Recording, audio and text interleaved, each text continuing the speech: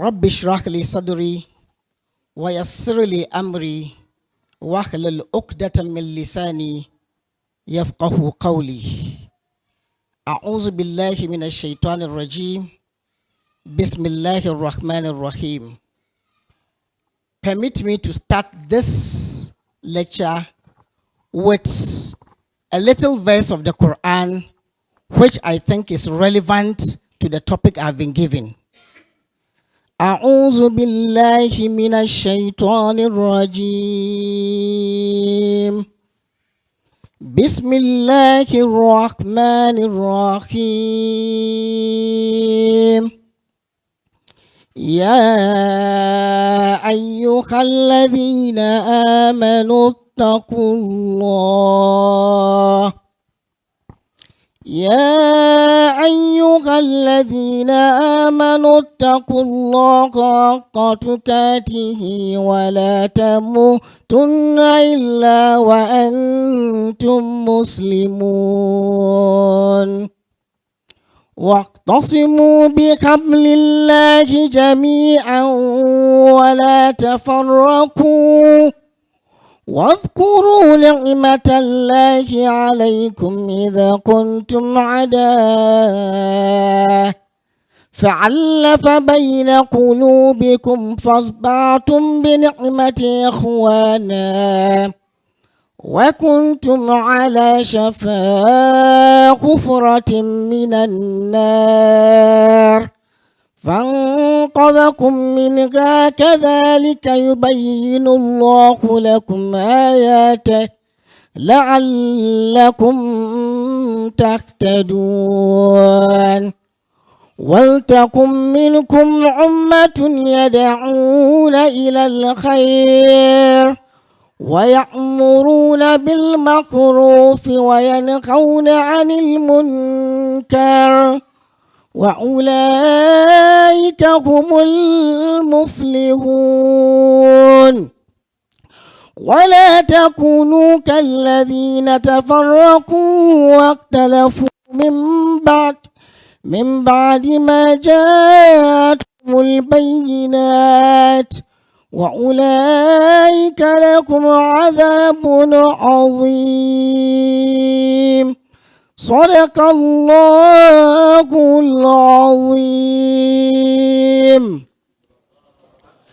Briefly, O ye who believe, fear Allah as he should be feared, and die not except in the state of Islam, and hold fast all together by the rope of Allah, and be not divided among yourselves, and remember with gratitude God's favor on you, for you were enemies, and he joined your hearts in love, so that by his grace ye become brethren. And you were on the brink of the pit of fire, and he saved you from it. Thus doth God make his signs clear to you, that ye may be guided. Let there arise out of you a band of people, inviting to all that is good and joining what is right. I wish to end here and then indicate that to start this delivery, I wish to make 3 comments on this particular verse. We realize that the first aspect of the verse has to do with the theme of the 29th commemoration of GAMP. Now, the first aspect of the verse talks about the need for the fear of Allah. Beloved brothers and sisters in Islam, the fear of Allah is everything in our lives and is the root of making us who we are. We can have all the degrees, all the degrees. Without the fear of Allah, we are nothing in the sight of Allah. So please, the first verse talks about the issue of what? The fear of Allah, which is extremely important as far as Islam is concerned. Ittaqullaha haqqa tukatihi. And there are three issues that comes out of the fear of Allah. The first issue about the fear of Allah has to do with total submission to the will of Allah. Total submission to the will of Allah. And when we submit yourself totally to the will of Allah, it means that your eating, drinking, your life, everything is dedicated to Allah. The second issue that has to do with the fear of Allah has to do with constant remembrance of Allah in all circumstances. And by this, we adopt azkar. Subhanallah wa bihamdihi. Subhanallah al-azim. La hawla wa la quwwata illa billahi ali al-azim. Whatever circumstances we find ourselves, please let's engage in the remembrance of Allah. The third issue in this verse that has to do with ittaqullaha haqqa tukatihi has to do with appreciation of Allah. Appreciation of Allah in all circumstances. And Allah says that la in shakartum la azidannakum wa la in kafartum inna adhabi la shadid. So these are very, very important issues as far as this verse is concerned. And then وَلْتَكُنْ مِنْكُمْ أُمَّةً يَدْعُونَ إِلَى الْخَيْرِ. That is what GAMP has been doing for the past 29 years. We gather young people, we try to bring them to the right path.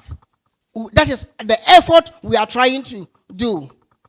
And then, before that, I say, وَاقْتَسِمُوا بِحَبْلِ اللَّهِ جَمِيعًا وَلَا تَفَرَّقُوا.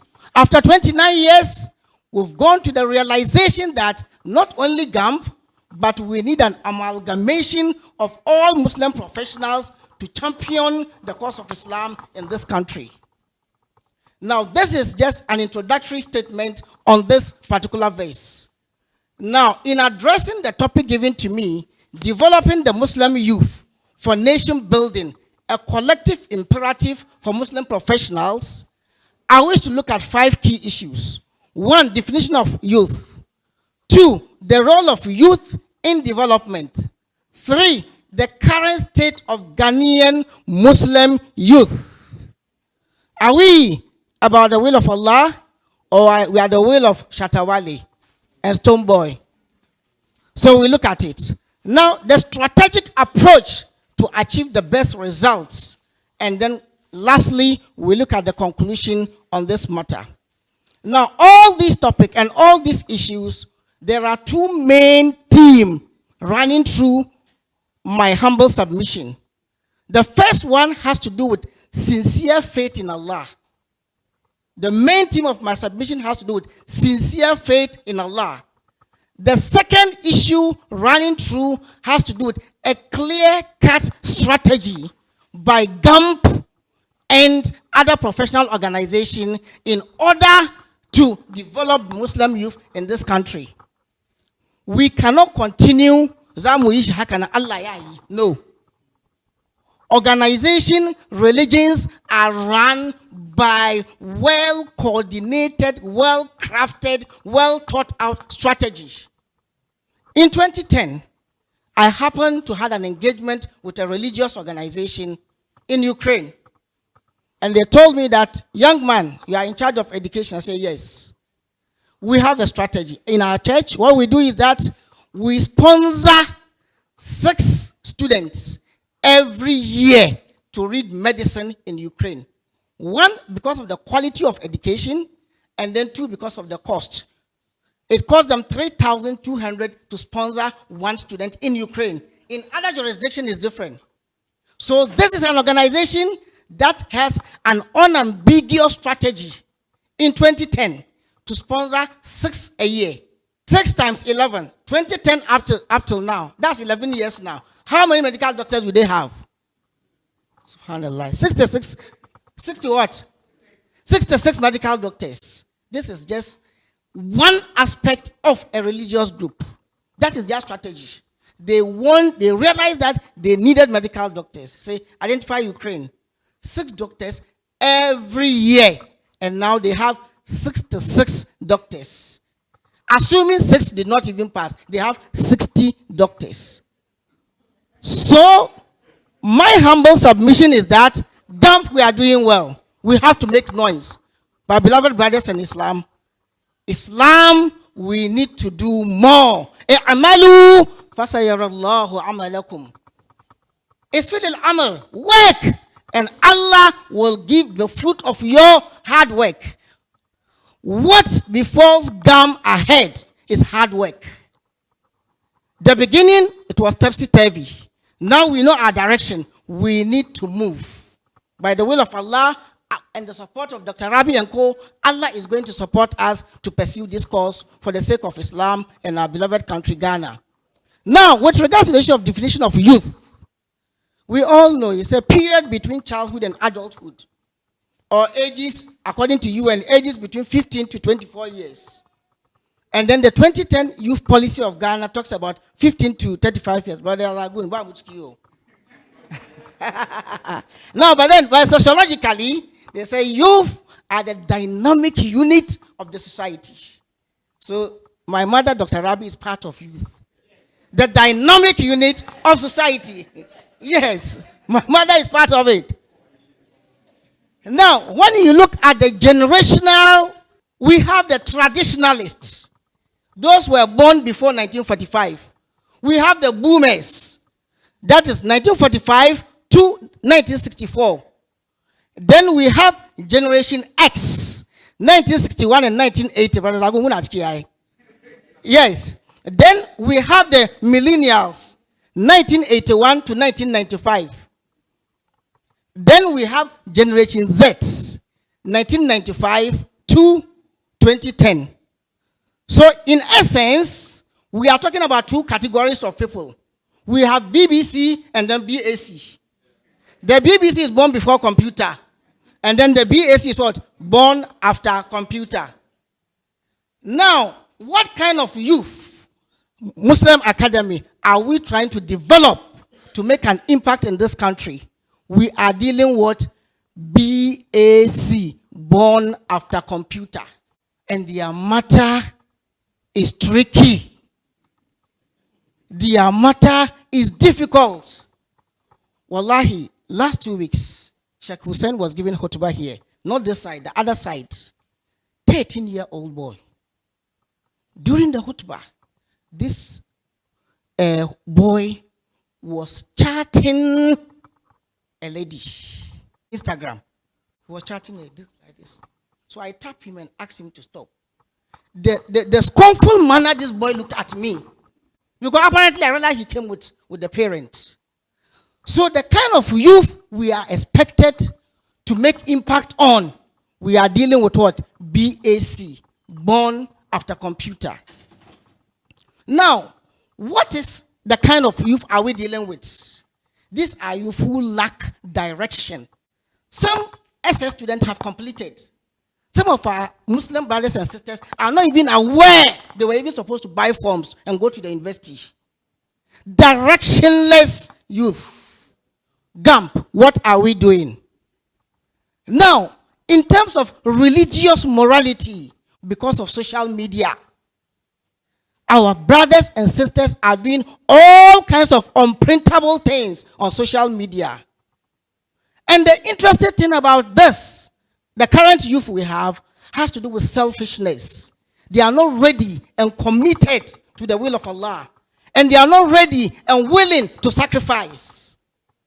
Once upon a time, the Muslim Lawyers Association, we needed some vital information during the Burhaha on the Wesley Girls Matter. I called Brother Zagun. I said, Brother Zagun, Muslim lawyers, we want to do A, B, C, D, E.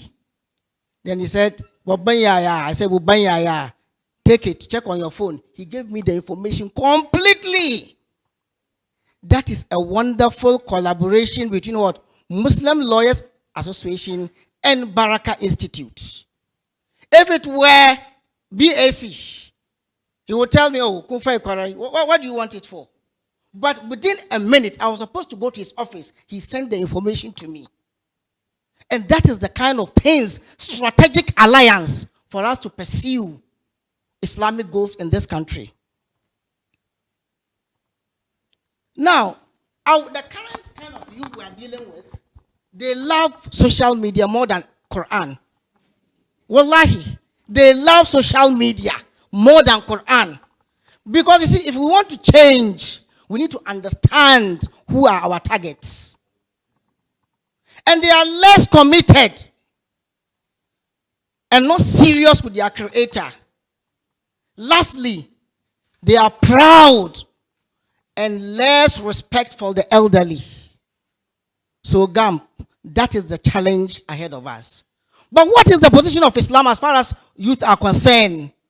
Islam has raised youth to the highest pedestal because of the vital role youth play in Islam.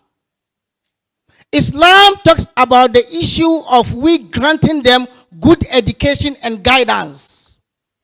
And we have the wonderful story of Ashabul Kahf. Those were young men. Because of the kind of things happening, they decided to seek refuge in a cave.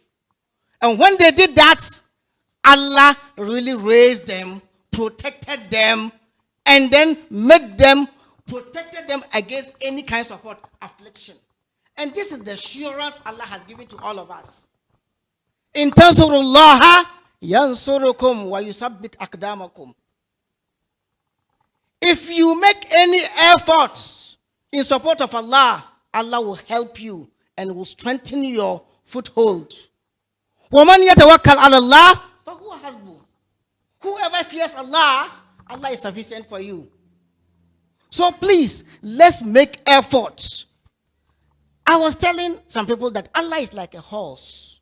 Although you can't describe. Whenever you climb a horse, your leg will never touch the ground. Beloved brothers and sisters in Islam, let's dedicate ourselves to the will of Allah. And let's do our best for humanity. If you alone, Dr. Rabi, it's not me. I know 3 of us in 1996 that she helped in getting admission. Today, 2 of us are in Ministry of Foreign Affairs. The other lady is in America. So I am a product of this wonderful woman. Doc, may Allah continue to bless you. Wallahi, may Allah continue to bless you. Doctor, me in Kaaba, I prayed for you. Wallahi, yes. Because when I had the opportunity to go to Saudi Arabia, I said yes. The only thing I have is that every Friday, I have to go inside Kaaba and then stay there small and pray. And Doc was one of those I remembered very well. May Allah continue to help her. Now, beyond this, what should be the role of youth in national development? In national development, youth are considered the wheels of development of any country. And then they are the productive and creative population. Youth are the cornerstone of societal rejuvenation. And the youth are the major determinants of peace and stability. But let's ask ourselves, can we say that of our Muslim youth today? With all apologies, our youth, most of them are being used as political condom, used and dumped. It's only few who occupy certain position. And when they're even there, you go on matters bordering Islam, they tell like this, Wallahi, so our duty is to develop youth, like my dear brother, Baba Inusah. We've known each other on campus. He was our senior. And since he went to parliament, he has never turned his back against the issues of Islam. Since he went to parliament, he has never turned his back against the issues of Islam. And he is also the product of Dr. Rabi. Dr. Zagun is a product of Dr. Rabi. Dr. Adam Tibi is a product of Dr. Rabi. So one person has influenced so many lives. What are we doing? What are we doing? Now, so when we look at that, we now move to the issues of how do we link the issue of youth, professionals, and then academy. That's our next step. Now, with regards to professionals, anybody who does something to earn a living is a professional. So we have them plenty in academy. We have accountants, we have this, we have that, we have that. But it's not the what we have. How do we leverage what we have to help in the development of this country? First of all, let's avoid blame game. Wallahi, forget about the manya. You, Yaro, make in your own small way, what have we been able to do? The second issue, let's avoid erroneous assumptions that our youth are irredeemable. Let's make the effort and approach them. They listen and see whether we can make certain changes with them. I remember Dr. Adam Nazar of Legon, when we used to complain to him that some Muslim brothers and sisters on campus are not committed to Islam. He said, my brothers, if you want to succeed, don't go with the crowd. He said, identify the progressive few and move with them. The non-committed ones will join. So academy, this should be one of our strategies. Even academy members, you can't get all of us to be committed. That is close to impossibility. Sister Fulera has been battling with us on the dues. Yesterday I counted, out of almost 80-something haven't paid. 40-something have paid. Now, do we say no? Let's still pursue those who haven't paid. And then let's see those that we can bring add. And then, based on that, we see how to pursue our e-levy. Please, I haven't said anything now. Now, so there is a need for collaboration with the professional group. Now, that collaboration should be a strategic alliance with other Muslim professional organizations to assist the Muslim youth. And I pursued a bit of MBA in Saudi Arabia, and I'm so passionate about the issue of strategy and strategic. And in dealing with the issue of strategy, you have to look at the issue of vision and mission. There's a particular pastor in this country, he says, when you don't have a vision, it looks funny, but he means business. So we need vision, mission, our goals and objectives. And we have to look at how practical as our vision and mission. And one of our brothers on our platform has given us a very good idea, long idea on how GAMP can go beyond Accra and how we'll make money. And to the extent that he equated GAMP to what Muslim Mission is doing. Let's look at this idea and see how to pursue it. Now, in dealing with vision or strategy, it's not the ideation. We have the ideas. But we have to look at the nature of the vision. And then we need to engage. To be honest with you, I am a member of the Dawah Committee. This is AGM, so we have to say it as it is. I have never been engaged. And I haven't made any effort to engage. And I think 2022, we have to cure this. If you are a member of a committee, it's not for aesthetic reasons. We have to work. Malu fasayarallahu amalakum. Now, we all know IKEA or IKEA is a Swedish furniture company. They have a strategy. And they have 4 strategies. One of the strategy is low-cost leadership strategy. Their furniture, the price is low. So they are leading. In Saudi, when you go to IKEA, there's no space. So they've even created a restaurant in the IKEA shop because of the low cost. And then they also have product strategy. They can give you a chair without any joint. And they have, yes, and you can go and join it yourself. Bed, the same thing. They have a product strategy. And they have a promotion strategy. They do delivery. And then they have market development strategy. What we want to have with academic program, each and every program, we need to have a strategy towards that program. And Mr. President, you have to charge. If it is our committee, we are not doing Kala Rasulullah. What is the product of the Kala Rasulullah? Prison visit, yes, we are doing well. But how many lives have we been able to? It should be documented. So that we know that on our metrics, We have done A, B, C, D, E. 2021. 2022, we are targeting 5 people in prison. The next year, 7 people. 8 years. So that we have a spreadsheet here. When we come, the figure speaks for itself. That is what our office in Medina is supposed to be doing. And we are ready to help to this, because there are few faces in academy who do all the work. Even hanging of banner, only one person does it. It's not acceptable. Honestly, academy, we have everybody here. We have all the intellect, and we are using our intellect to develop our organizations, and not academy.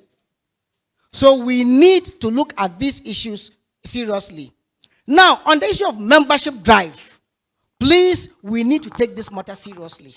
And I want to say 2 things about the membership drive. It's not just that Dr. Zagun is the deputy director, Baraka Policy Institute. No. Let's try and identify every academy member, where he works, his position. Whatever we are going to do with this, the second session will discuss it. Because you see, it's not right. Some of our members are comfortable, and then others are really struggling to pay their dues. What is the organization doing to help those who have difficulties? We need to look at this issue seriously. If you study any Jewish organization, the main aim is to help members to develop.